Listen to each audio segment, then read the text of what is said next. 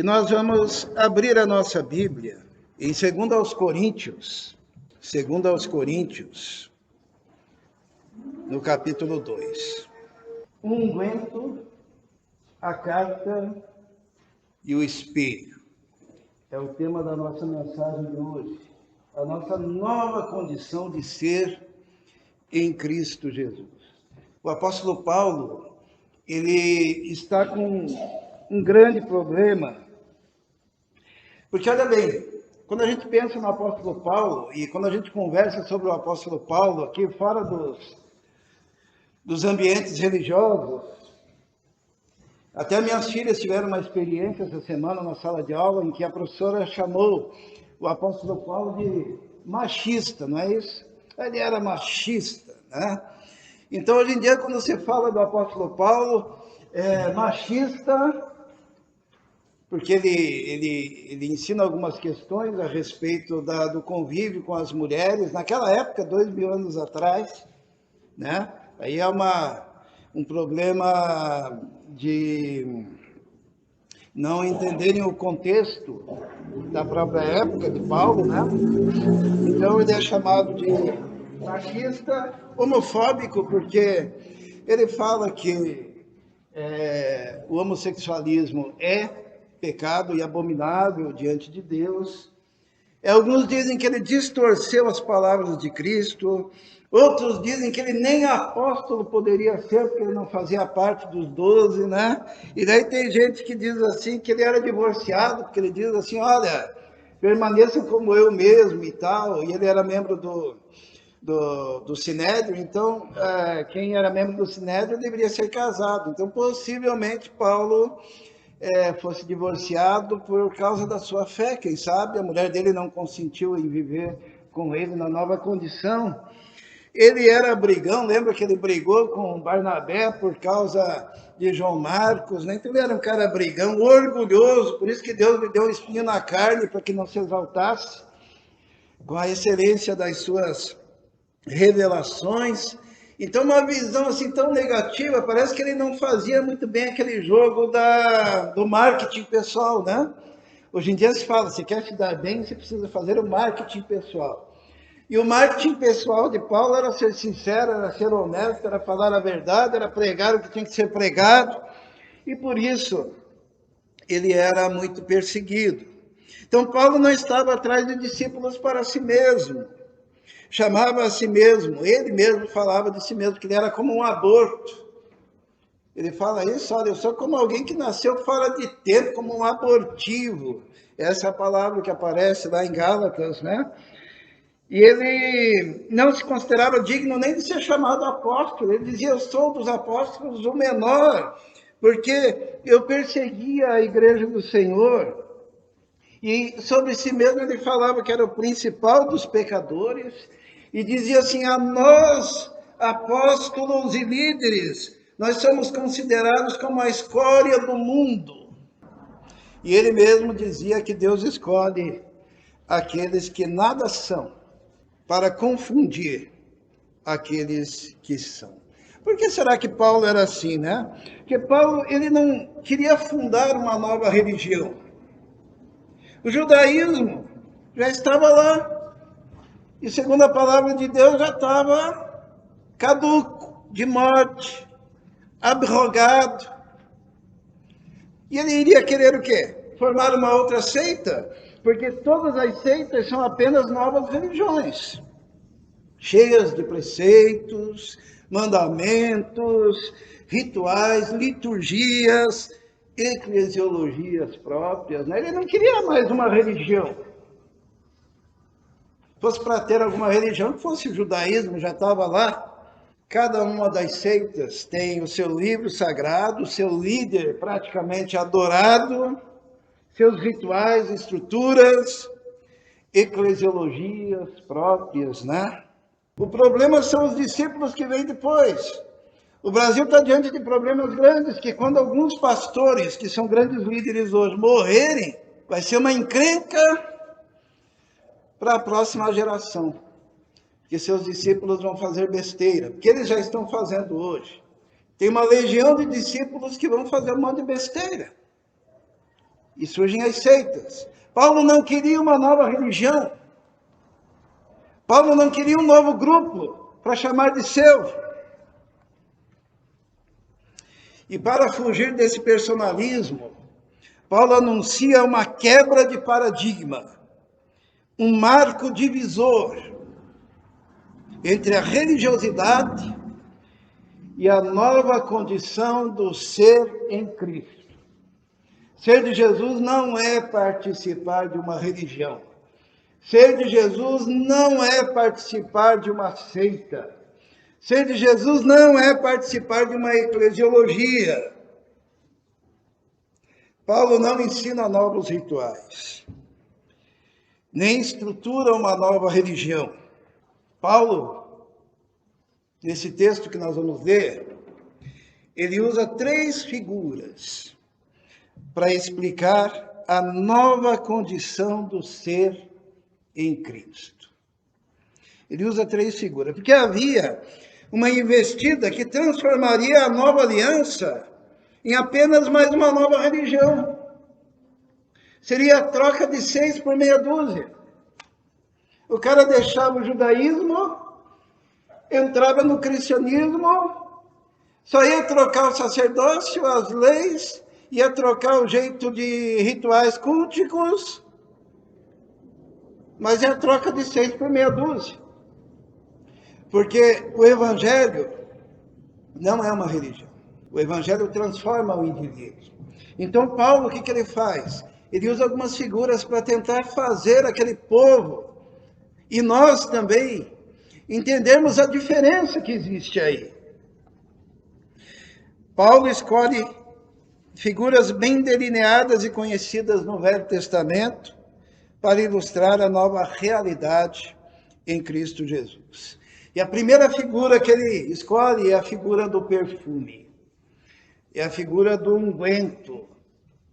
Na antiguidade, a base de um perfume era o óleo, né? Normalmente, o óleo extraído de algum lugar, mas o mais utilizado era o óleo de oliva.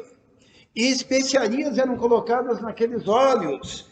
E aqueles óleos eram usados para a consagração de profetas, sacerdotes, né? Lembra que colocou óleo sobre a cabeça de Davi, sobre a cabeça de Saul, assim os profetas eram ungidos, os reis eram ungidos, e aquilo era um perfume que exalava e que dizia que aquilo agora, aquele ser, aquela pessoa estava consagrada para o Senhor.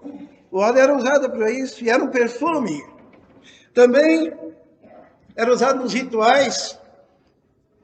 Moisés, ele consagrava os móveis do tabernáculo através desses perfumes também. Era usada dessa forma. E quando alguém morria, a pessoa era envolvida num óleo e num perfume mais espesso, e todo o seu corpo era assim, lavado com aquele perfume. Os irmãos se lembram quando aquela mulher quebrou aquele perfume e lavou os pés do Senhor com as lágrimas, derramou o perfume sobre ele. Lembram disso? E Jesus disse: deixa que ela faça. Eu estou sendo preparado para a sepultura.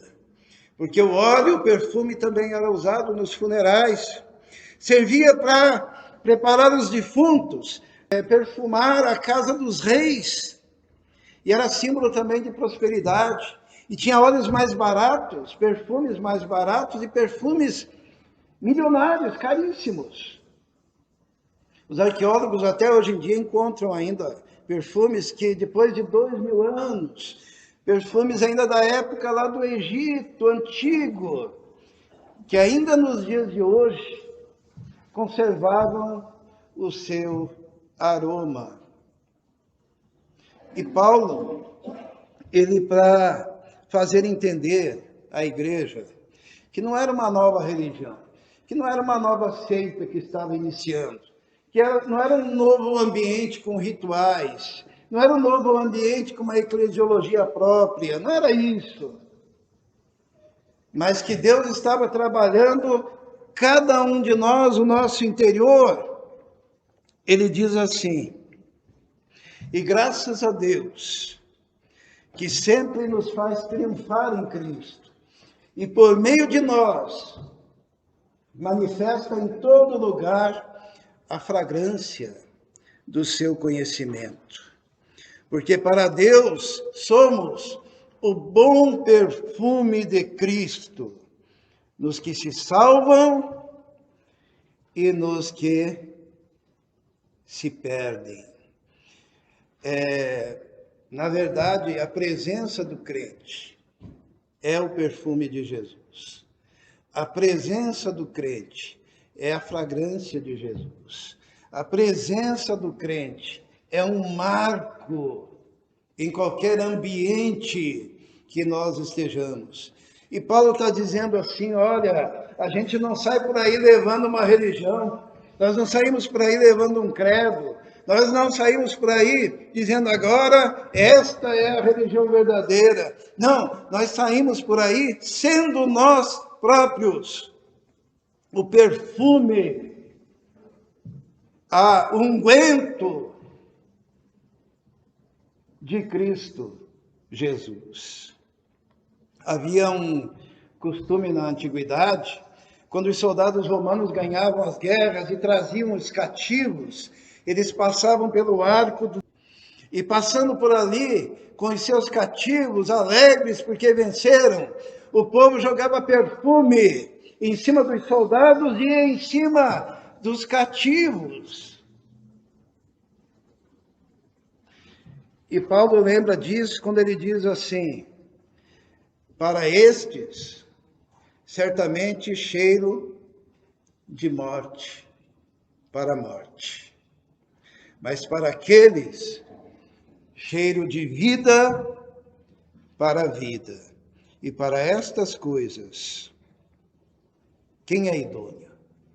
A presença do crente no meio da sociedade, ele traz salvação para alguns e alegria, como era a alegria dos soldados entrando na cidade triunfantes, mas aquele mesmo cheiro, era cheiro de morte para os cativos, aqueles que tinham sido presos na batalha e tinham uma condenação de morte sobre as suas cabeças.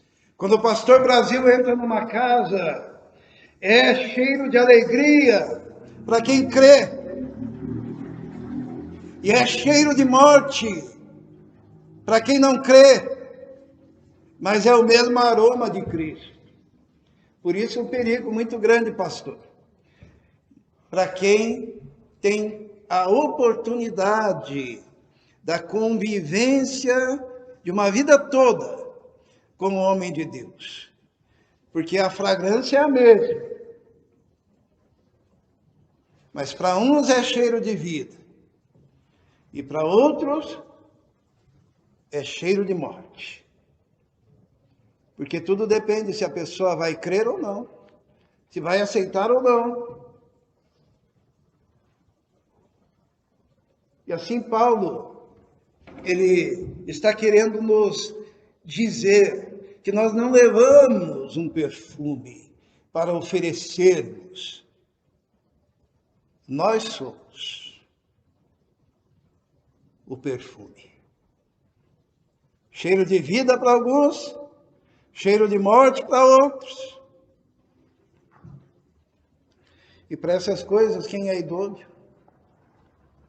Porque nós não somos, como muitos, falsificadores da palavra de Deus, antes falamos em Cristo com sinceridade, como de Deus, na presença de Deus. Nós não participamos de uma nova religião. Nós somos o cheiro, a fragrância, a unção, o unguento de Cristo no mundo. A figura que Paulo usa, a essência, era usada para atos consagratórios, era usada em unções sacerdotais, proféticas e reais, unções festivas e funerárias, Você não usa o perfume. Você é o perfume. E a unção, unguento, está sobre você, desde aquele dia que você entregou a vida ao Senhor Jesus. Segunda figura que Paulo usa é a figura da carta. Você é a mensagem. Você não tem uma mensagem. Você é a mensagem.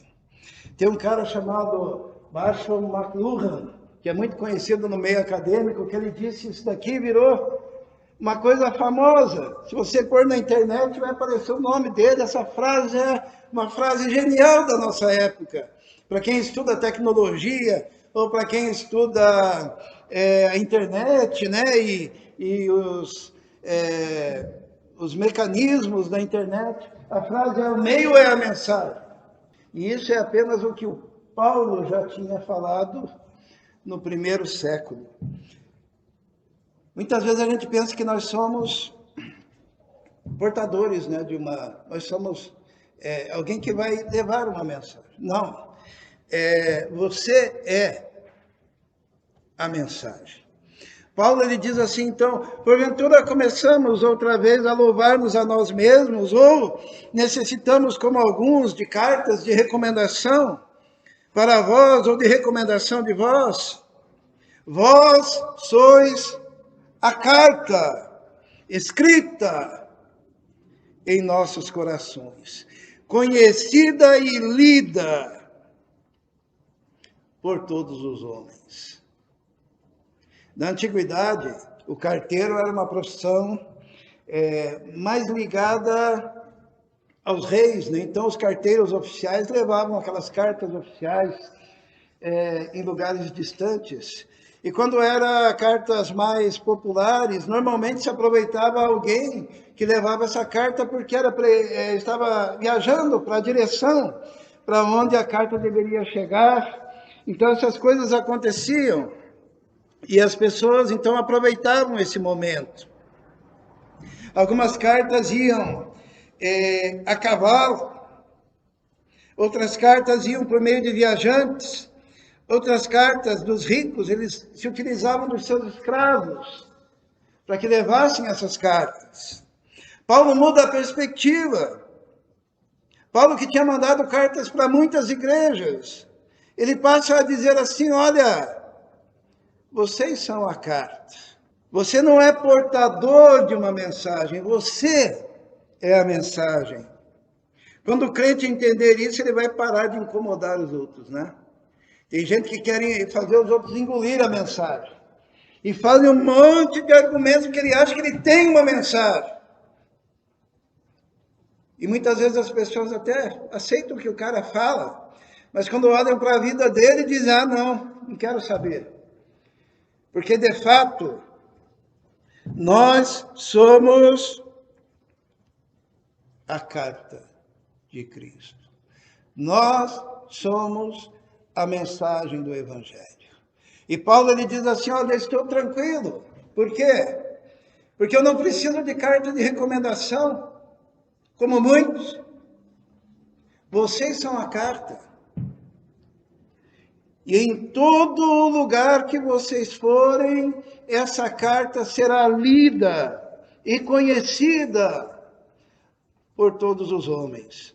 Paulo está tirando aquela materialidade ritual e colocando no interior, no espírito, na alma do homem, a responsabilidade de ser transformado. A outra figura que Paulo usa é a figura da lei. Você tem os preceitos escritos no coração. Você não precisa ficar carregando o peso daquelas pedras escritas pelo dedo de Deus. Porque até simbolicamente, assim que Deus escreveu aqueles mandamentos, Moisés os quebrou para que não fossem objeto de adoração, porque até aquelas pedras que foram escritas, elas desapareceram, né? Foram colocadas dentro da arca, junto com o maná e com a vara de Arão. Hoje se fazem filmes dizendo, vamos encontrar a arca perdida, né? Para não ser objeto de adoração, a pedra escrita por Moisés. A escrita por Deus foi quebrada, para que se entendesse que aquilo era transitório. A sua fraqueza e inutilidade já foram expostas em Hebreus, e por isso caducou. Nós já estudamos isso, né? Porque o precedente mandamento é abrogado por causa da sua fraqueza e inutilidade, pois a lei nenhuma coisa aperfeiçoou, e dessa sorte é introduzida uma melhor esperança, pela qual chegamos a Deus. Ali em Coríntios, Paulo diz isso, ele diz assim, porque já é manifesto que vós sois a carta de Cristo ministrada por nós, não escrita não com tinta, mas com o Espírito do Deus vivo, não em tábuas de pedra, mas nas tábuas de carne do coração. Aquilo que era escrito em pedra já não funciona mais. É exterior, é algo que você tem que ficar lendo continuamente para tentar religiosamente e ritualisticamente obedecer. Mas agora, aquela lei é escrita dentro de você, pelo Espírito Santo, pelo sangue do Cordeiro. Já não é de pedra, mas tábuas de carne. Porque a transformação do Evangelho é interior, é no coração. E Paulo continua, e é por Cristo que temos tal confiança em Deus, não que sejamos capazes por nós de pensar alguma coisa como de nós mesmos, mas a nossa capacidade vem de Deus, o qual nos fez também capazes de ser ministros de um novo testamento, não da letra, que letra? A letra da lei, mas do Espírito, que escreve essa lei no coração, nas tábuas de carne, porque a letra da lei mata, porque pela lei vem o conhecimento do pecado, e a Bíblia diz que é maldito todo aquele que não cumprir toda a lei,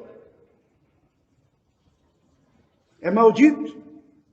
Agora o Espírito vivifica através dessa lei escrita no coração, através do Espírito e pelo sangue de Cristo.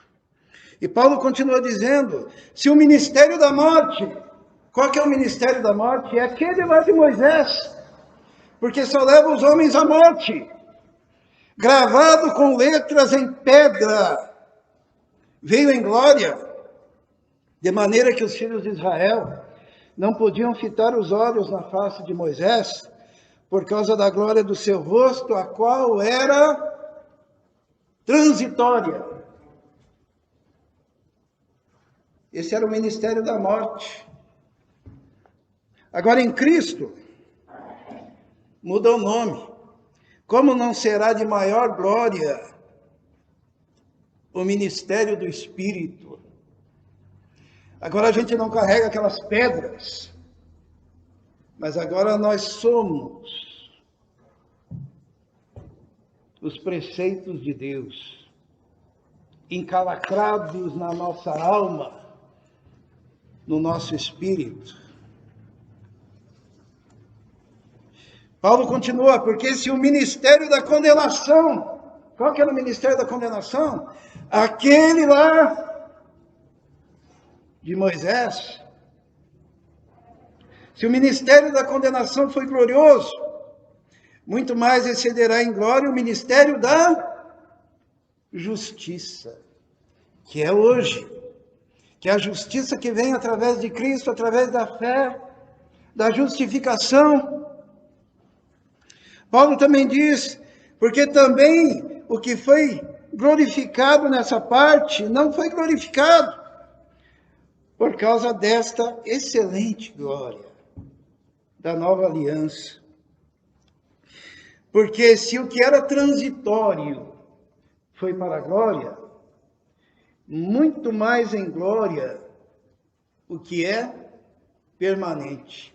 O que foi transitório? O que é transitório, essa palavra? Transitório é algo que tem um período e passa. Paulo diz, olha, o que era transitório tinha glória. Moisés subiu no monte, Moisés pegou as tábuas, Moisés desceu do monte, seu rosto brilhava, Moisés quebrou as tábuas, Moisés aí teve que escrever tudo de novo, desceu de novo. Só que era algo que tinha tempo determinado para acabar. Porque viria agora algo que não era exterior ao homem,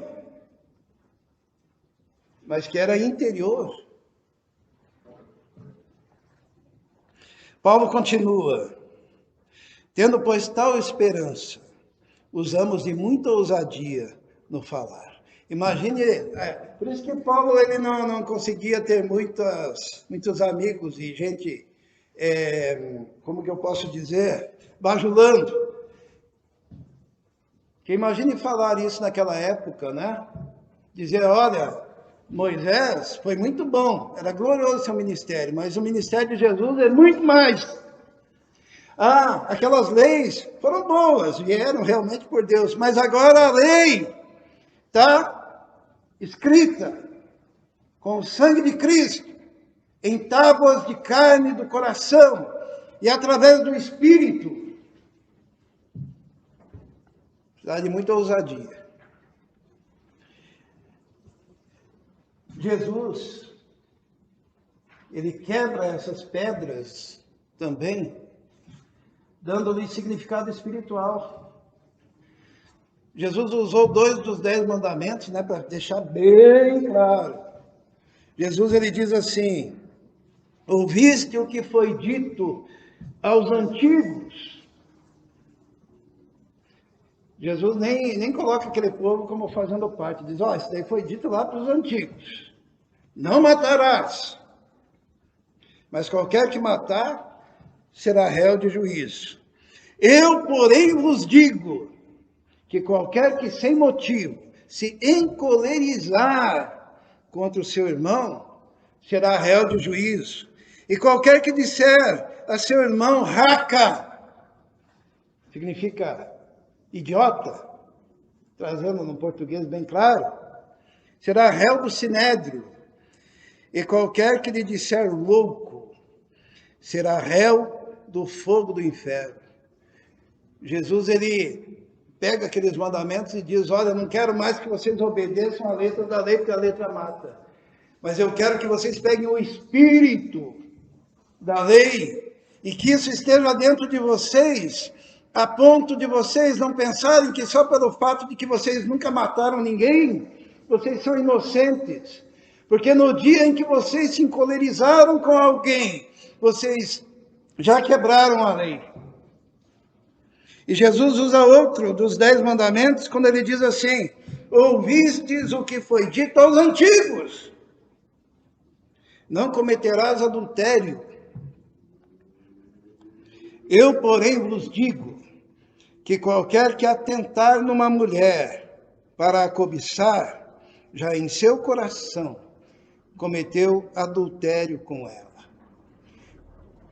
Porque Jesus, ele retira da pedra aquele mandamento que se tornou inútil e estabelece um novo mandamento que está dentro do ser mediante a nova aliança. Tiago faz a mesma coisa. Tiago faz o mesmo, dizendo que quebrar qualquer mandamento equivale a quebrar a todos. E exemplifica com 2 dos 10 mandamentos, referentes ao adultério e ao homicídio. Tiago ele diz assim: porque qualquer que guardar toda a lei significa toda. Nós vivemos numa época que a gente tem que falar o óbvio. Até a palavra que tem um significado objetivo e claro, que significa toda, que é a totalidade, que é o todo, que é o completo. A gente tem que explicar que aquilo é todo, que é completo, que é a totalidade. E tropeçar em um só ponto tornou-se culpado de todos. Daí ele dá 2 exemplos. Porque aquele que disse não cometerás adultério, um dos 10 mandamentos, também disse não matarás, é outro dos 10 mandamentos. Se tu, pois, não cometes adultério, mas matares, estás feito transgressor da lei. Não de um preceito da lei, mas de todos. Porque quebrar um é quebrar todos. É por isso que esse legalismo foi abrogado. Porque não aperfeiçoava ninguém. Agora Deus pega e quer plantar essa nova condição dentro do coração do homem. Nós não podemos confundir as pedras da lei com o conteúdo espiritual da lei e dos mandamentos. A lei não é mais externa a você. A lei é agora gravada na carne do coração. Existe uma unidade do seu caráter com o caráter da lei. A lei real, como diz Tiago, obedecendo à lei real. Qual que é a lei real? A lei do amor e da liberdade. A tinta que escreve a lei no teu coração é o sangue de Cristo, pelo Espírito do Deus vivo. É interessante, né? Alguém pode dizer, não, mas isso não é possível, não é possível. Será que está escrito em algum lugar? Está escrito no Velho Testamento. O que está escrito? Diz assim: eis que dias vem, diz o Senhor, em que farei uma aliança nova. É o Novo Testamento, a nova aliança, com a casa de Israel e com a casa de Judá. Não conforme a aliança que fiz com os seus pais, os antigos, no dia em que os tomei pela mão para os tirar da terra do Egito. Porque eles invalidaram a aliança. Invalidar, o que significa invalidar? Se tornaram aquela aliança inválida, sem valor. Porque eles invalidaram a minha aliança, apesar de eu os ter desposado, diz o Senhor. Mas esta é a aliança, está lá em Jeremias, Antigo Testamento. Mas esta é a aliança que farei com a casa de Israel, depois daqueles dias, diz o Senhor. Porei a minha lei no seu interior, e as escreverei no seu coração, e eu serei o seu Deus, e eles serão o meu povo. A nova aliança é uma aliança que transforma o interior do homem, transforma o coração do homem.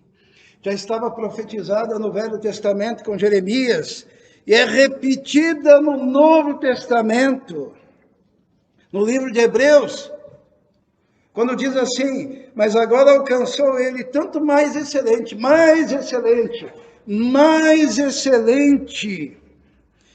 ministério mais excelente, quanto é mediador de uma melhor aliança, que está confirmada por melhores promessas. Porque se aquela primeira for aí irrepreensível, nunca se teria buscado lugar para a segunda. Porque repreendendo-os, lhes diz, olha só aqui, Eis que virão dias, diz o Senhor, em que com a casa de Israel e com a casa de Judá estabelecerei uma nova aliança. Não segundo a aliança que fiz com os seus pais, os antigos, no dia em que os tomei pela mão para os tirar da terra do Egito. Como não permaneceram naquela minha aliança, eu para eles não atentei, diz o Senhor. Porque esta é a aliança que depois daqueles dias farei com a casa de Israel, diz o Senhor. Porei as minhas leis no seu entendimento, e em seu coração as escreverei, e eu lhes serei por Deus, e eles me serão por povo. Irmãos, nós temos o privilégio de participarmos da nova aliança. Então, para mim, é um absurdo quando nós nos submetemos a uma eclesiologia que escraviza, quando nós nos submetemos a um legalismo burro, quando nós nos submetemos a um sacerdócio que já caducou. Porque Deus quer novos homens, novas mulheres, um novo ser humano, uma nova humanidade em Cristo, com a lei de Deus gravada através do sangue de Jesus e pelo Espírito Santo dentro da pessoa, e as exterioridades hipócritas sendo abandonadas. Lá em Hebreus ainda diz, dizendo nova aliança, envelheceu a primeira. Ora, o que foi tornado velho e se envelhece, está perto de acabar. Sabe por que Deus quer que a sua palavra seja escrita no nosso coração em tábuas de carne pelo Espírito Santo? Porque Deus não suporta dissimulação e hipocrisia. Deus não suporta. O que é dissimulação e hipocrisia? É quando você tem que ter uma fachada exterior para que a sua fé seja vista. Quando você tem que ter um comportamento e um vocabulário exterior para que a sua fé seja percebida. E você precisa ter determinadas atitudes para que as pessoas possam olhar para você e dizer assim, esse é crente, porque ele não faz isso, não faz aquilo outro. Deus não suporta essa hipocrisia, porque Deus quer que as pessoas olhem para você e vejam em você uma nova criatura. É um novo homem, baseado na nova aliança, em melhores promessas. E não segundo as pedras, mas segundo o Espírito. Porque nós só conseguimos fazer isso se andarmos na presença do Senhor. E Paulo, ele usa mais uma figura. Ele usa a figura do espelho. Você é o espelho que reflete a imagem do Senhor. Sabe, quando a gente pensa em espelho, a gente pensa no espelho que a gente tem aqui no banheiro, né? Que é muito claro, mas na antiguidade não tinha todo esse processo, né? Da fabricação do espelho. Então eram peças de bronze, que eram polidas, muito bem polidas. E ali refletia a imagem daquela pessoa, mas não era muito perfeito, não. Era uma imagem que era refletida apenas. Ou eram peças de ouro para os mais ricos, que eram polidas, e a pessoa conseguia se enxergar naquele espelho. E quando Paulo usa a palavra espelho, ele não está falando desses espelhos modernos, mas desse cobre polido, desse ouro polido, dessa prata polida. E aqui, Paulo está dizendo que só tem um jeito de você ser de Jesus, é você andando com Ele. E se você andar com Ele, você vai refletir a imagem dele. E se você andar longe dele, você vai refletir a imagem da pedra, você vai refletir a imagem do templo, você vai refletir a imagem dos rituais, Mas se você andar com Jesus, Jesus vai ser visto em você, porque você vai refletir a imagem de Deus por andar na presença de Deus. Quem é do Senhor e tem a lei escrita no coração, anda na presença de Deus e reflete a imagem do Senhor. Moisés era um dissimulado, não era? É o que Paulo disse, que Moisés era um dissimulado. Por quê? Moisés tinha que subir no monte para estar na presença do Senhor e refletir por algum tempo a glória do Senhor, né? Ele ia lá, ficava na presença do Senhor e o seu rosto brilhava. Daí ele descia, falava com o povo. Quando ele percebia que aquela glória dele, que ele esteve um pouquinho lá com Deus, estava se desvanecendo, o que ele fazia? Ele colocava um véu para que o povo não percebesse que estava declinando o resultado do reflexo do Senhor no rosto de Moisés. E daí Paulo diz assim, nós não somos assim. Nós refletimos continuamente a imagem do Senhor, nós refletimos sempre a presença do Senhor, porque nós fomos transformados por dentro. É o nosso interior que foi mudado. Paulo ele diz, e não somos como Moisés, que punha um véu sobre a sua face, para que os filhos de Israel não olhassem firmemente para o fim daquilo que era transitório. Aquilo estava acabando. Moisés subia no monte, seu rosto brilhava, ele falava com o povo, o brilho começava a sumir, ele punha um véu, dissimulava, para que o povo não percebesse que a glória do Senhor nele se desvanecia. E Paulo diz, olha, na nova aliança nós não somos como Moisés. Nós andamos na presença de Deus.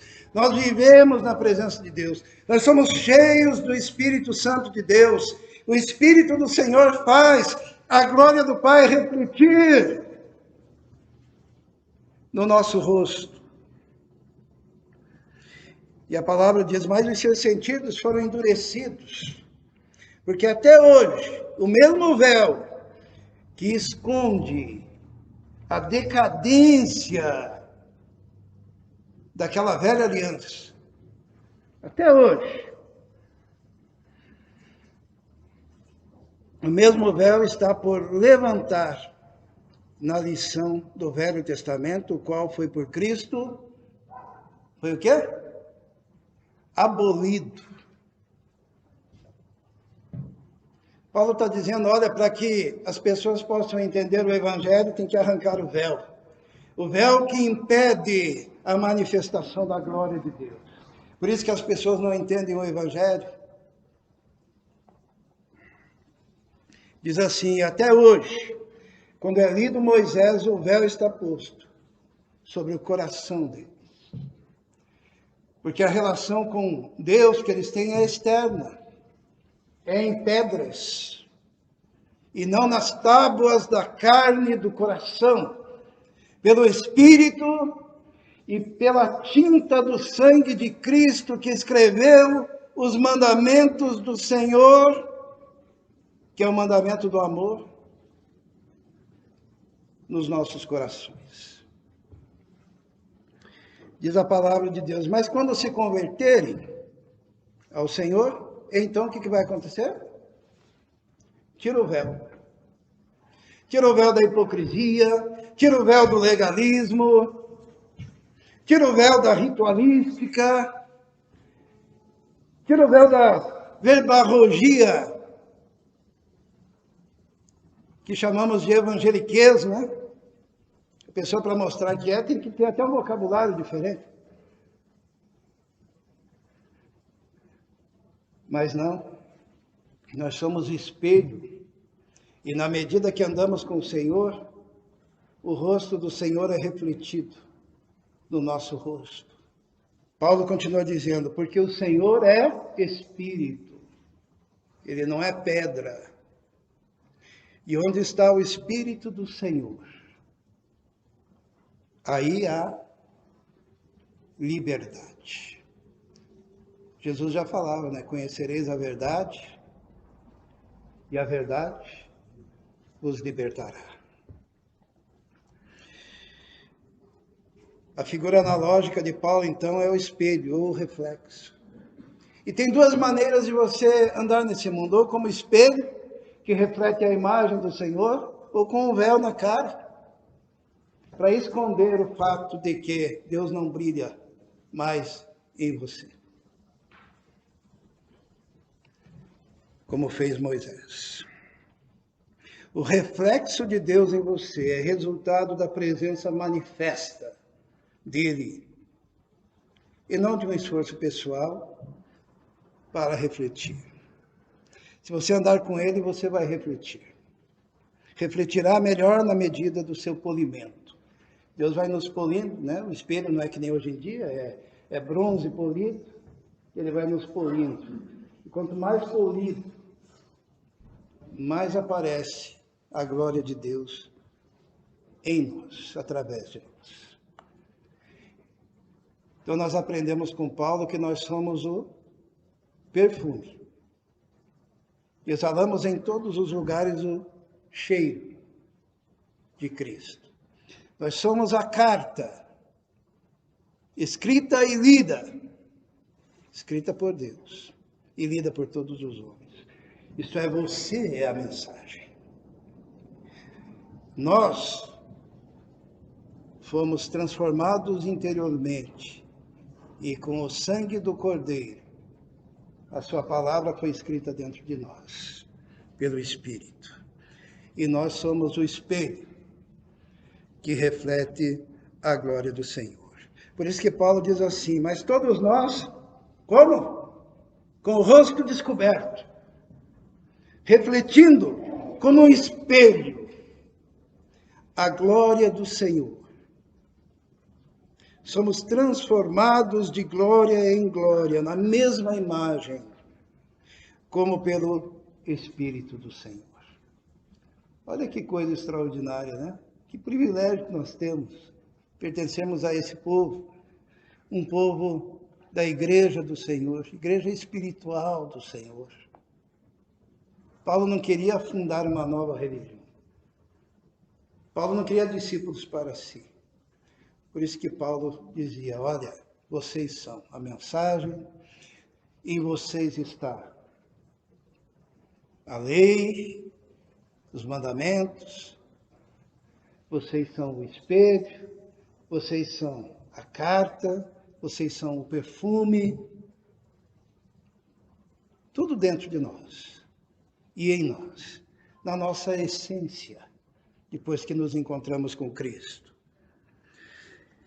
E finalmente você é vaso de barro.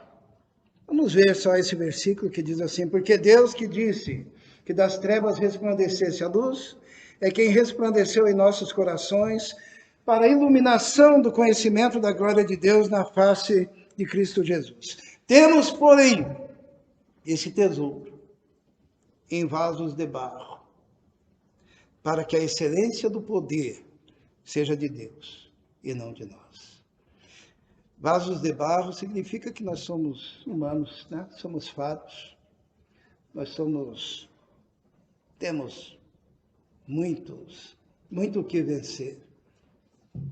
Precisamos muito de Deus.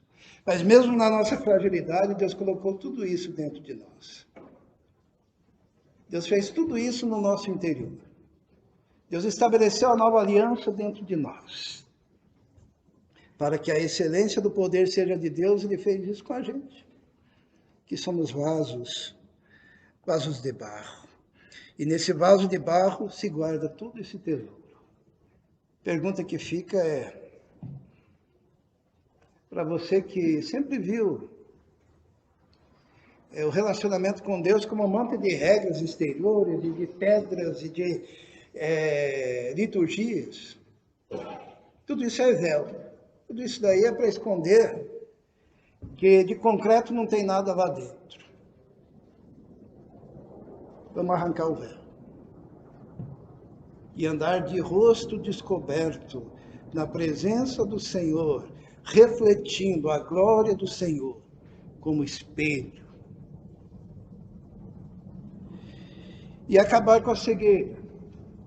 Por que será que muita gente não entende isso? Porque as pessoas preferem a religiosidade. Paulo ele diz porque ele diz assim: mas se ainda o nosso evangelho está encoberto, é naqueles que se perdem que está encoberto, nos quais o Deus deste século cegou os entendimentos dos incrédulos, para que lhes não resplandeça a luz do evangelho da glória de Deus, o qual é a imagem de Deus. Porque não nos pregamos a nós mesmos, mas a Cristo Jesus, o Senhor. E nós mesmos somos vossos servos, por amor de Jesus. O Deus desse século, o diabo, cegou os entendimentos. Colocou um véu, colocou um obstáculo para que a pessoa possa enxergar. Mas com o rosto descoberto, quando esse véu é tirado e a luz do Evangelho resplandece, a pessoa passa a ser nova criatura em Cristo Jesus, o Senhor. Vamos tirar o véu, vamos entregar todo o nosso ser ao Senhor. E a igreja vai sair essa semana por aí, né? O que nós somos mesmo? Nós somos a mensagem. O meio é a mensagem. Nós somos a mensagem de Cristo. Nós somos o perfume, o unguento, a unção de Cristo. Nós somos a palavra escrita aqui dentro, em tábuas de carne do coração. E vamos sair por aí. E nós somos o espelho que reflete a imagem do Senhor.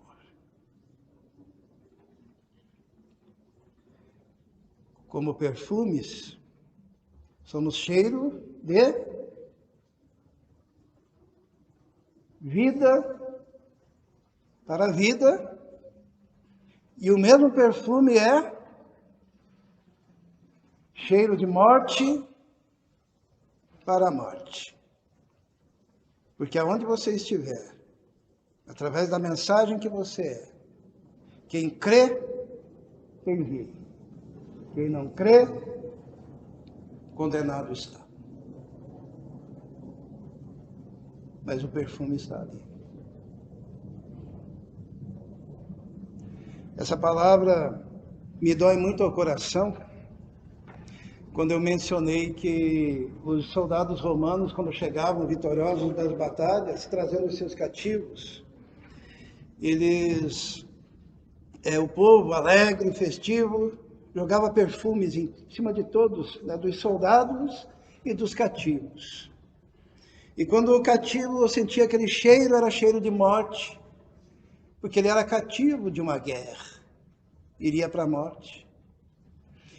Mas os soldados vitoriosos, aquele mesmo perfume era cheiro de vida para a vida. E assim o Evangelho, e assim é a sua presença como mensagem.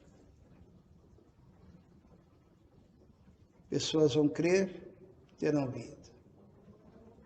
Pessoas vão rejeitar, terão a morte. E dentro de uma casa, de um lar, nós somos o bom perfume de Cristo. Mas se alguém rejeita, aquele bom cheiro irá cheiro de morte. Eu queria que os irmãos fechassem os olhos neste momento. Feche seus olhos. Eu não sei qual a sua situação, se você tem levado a sério que O Evangelho não é só mais uma religião, mas é um compromisso com Cristo, um compromisso para a vida toda, compromisso transformador. Se você ainda não entregou a sua vida a Jesus, se você ainda não deu esse passo para viver o Evangelho, de fato, que transforma o seu interior, faça isso hoje, neste momento. Eu vou orar por você. Senhor nosso Deus, te louvamos pela tua palavra, pelo teu Evangelho. Te louvamos porque a obra que o Senhor fez em nós é tão maior do que nós imaginamos, tão grandiosa e poderosa. Obrigado porque o Senhor nos colocou numa outra categoria de ser.